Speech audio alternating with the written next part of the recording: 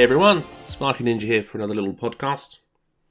And it's a Saturday afternoon, and I just wanted to have a little talk about what I've done this week, and most importantly, I'd like to talk about the subject of Arc Flash. On Tuesday, well actually on Monday I had a meeting with a software company on the same subject, but on Tuesday I attended an Arc Flash conference in Manchester. We had the vice chair of the IEEE standard that actually creates the calculation requirements for the subject as the keynote speaker, Jim, and it was very, very, very interesting and very, very, very eye-opening, I guess is the best way to put it. So, Arc Flash. I first got involved with this subject of Arc Flash probably 6-7 years ago, where as a consultant I took over some of the work for a very large food manufacturer who'd worked with a guy who had experience in Arc Flash on a prior development, and I was kind of handed his old work, and I started looking into the subject because as an electrician who then started doing consultancy, the subject of Arc Flash was very, very vague, and it was not really covered well. Often or not, the word arc would appear, but we kind of relied too heavily on health and safety protocols and just elimination being the main method to control things. So Arc Flash itself. Arc Flash is a phenomenon that can occur when you have a voltage short circuit or a arcing across an air gap, when you have enough energy to bridge the air gap. And it's when you have the current traveling across the air gap that you actually get the phenomenon of the arc. Now, without actually thinking too much into it, what we end up with is this plasma, and the plasma itself is conducting. And that does mean that as the arc occurs, if you have a constant air gap, if the disconnection of this is not rapid enough, the actual plasma will fuel itself and will have huge amounts of energy occur. Why is this something that electricians need to think of?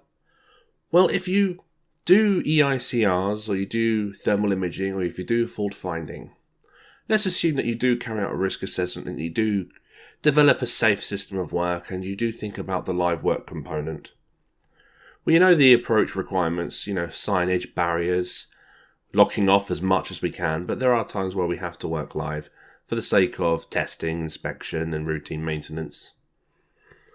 If you've realised that there is a risk of shorting out a conductor, or let's say you're going to remove a panel, and you've not removed the panel before, you have no idea if within that panel there's a conductive tool, or if there's a barrier missing, or if there's a conductor that's been kind of squashed into position by the lid when the panel was inserted, and as you remove that, the change in atmosphere would result in the cables kind of twisting out and even shorting. All of these can occur whenever you remove a panel under load. In fact, removing a panel under load is very, very strongly disliked in many of the organisations that I kind of consult with because of this kind of risk. So if you are to do this work, and you are to take a panel down and it's loaded because you don't want to disturb your customer too much, we know there's a risk, we know that there's a danger, we know there are barriers, and we know how to control those. The question really is, if there was a risk that went unnoticed, or if there was a risk that wasn't properly controlled, would you be able to determine that you know how much energy would occur, how long the duration of the energy would be there for, so you could then determine the suitable levels for PPE? And that's where this area of industry, really, with Arc Flash, kind of really needs to be looked at. Because we have this approach, especially in the UK, of elimination and of not doing that work. If something is dangerous, we'd rather not do it. Find an alternative, a safe isolation, for example. And that's great. But if we end up going within the needs of doing live work, we need to make sure we are fully in control.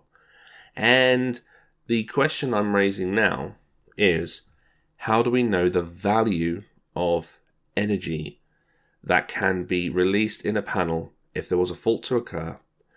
And that means, how do we select the correct PP? And that's where this industry goes in Arc Flash. If you do a little research into Arc Flash, you'll see standards that are all originating in the US or around the world. Over in the US, they have NFPA 70E. That's a standard that is about electricity at work, basically. It's a bit of a similar one to that. But that one gives a table to select PPE. It strongly pushes PPE onto electricians and engineers.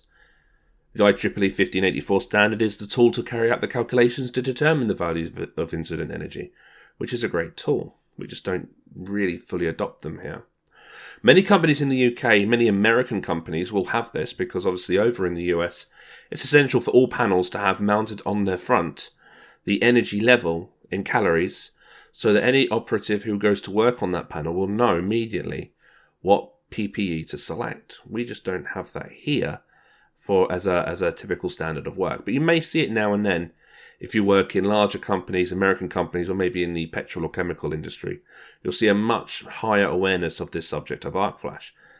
My main concern is for the more typical electrician who'll be working from schools to offices to different industries, but not really deeping into a specialist industry where maybe these requirements of arc flash have actually already been handled. So do a little bit of research on it. Now, my main question is this again. Can you determine if the incident energy that could potentially, and very, very, very rarely, but could potentially be released, can you determine if you've identified the value so you can then select adequate PPE for the process of removing the panel? Have a think about it. Do some online research on the subject, and I'm going to be talking about the subject more very soon. All right, cheers, guys.